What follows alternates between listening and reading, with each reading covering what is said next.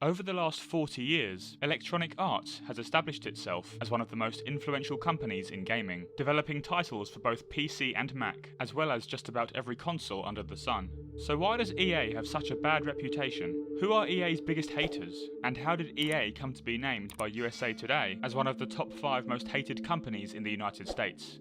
Here's how it happened.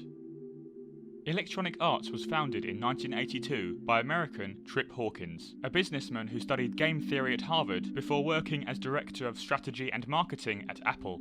Hawkins left Apple to found video game publisher EA. The company was largely well received throughout the 80s and 90s, overseeing the releases of titles like Populous and FA-18 Simulator, as well as non-gaming titles like Deluxe Paint. The company became known for treating its software developers like artists, featuring them on packaging that resembled album covers, and even sharing some of the sales profits directly with those who had worked to engineer successful games.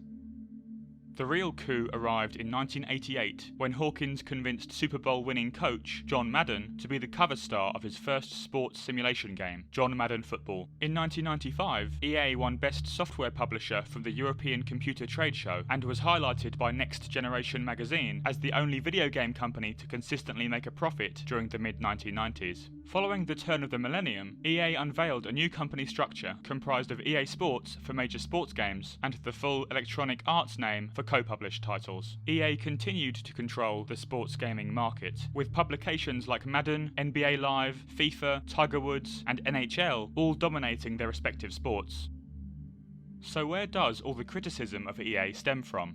During its high growth phase in the early 2000s, EA developed a reputation of buying out other gaming studios in order to acquire their intellectual property, with little concern for these smaller studios' employees or culture. EA would encourage these developers to place more focus on the speed of their production lines and less on the quality of their games, often resulting in the smaller company eventually going out of business. The most notable example of this is with Origin Systems, the studio responsible for the Ultima series, which was shut down in 2004. More recently, EA has even been known to close its own studios, like Visceral Games in 2017, creator of the popular Dead Space series.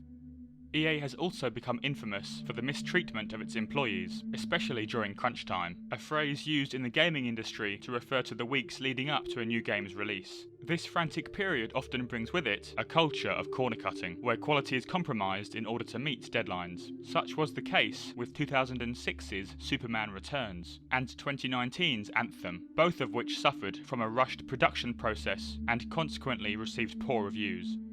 These claims rose to public attention in 2004, when an anonymous blog entitled EA Spouse, detailing the uncompromising lifestyle of the author's partner, who worked at EA. The blog told of 70-hour work weeks, even when they were on schedule, before hitting 85-hour weeks during the true crunch periods, only given the occasional Saturday evening off for good behaviour. 2 years later, in 2006, the author was revealed to be Erin Hoffman, she herself a game developer who has worked on games like Kung Fu Panda World and Go Pets. The blog led to a lawsuit that awarded a total of $14.9 million to EA employees that had worked unreasonable hours.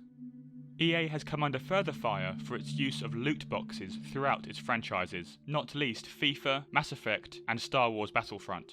Loot boxes work like virtual in-game treasure chests that contain randomized items, features, or just ways to customize your character, and can be purchased using real-world currency. While the contents of some boxes may be purely cosmetic, others may contain enhanced guns, armor, or even new players. They've been described as encouraging a pay-to-win system, while also desensitizing children to the notion of gambling. Banned in the Netherlands and Belgium, governments in several countries are looking to follow suit to put an end to the practice.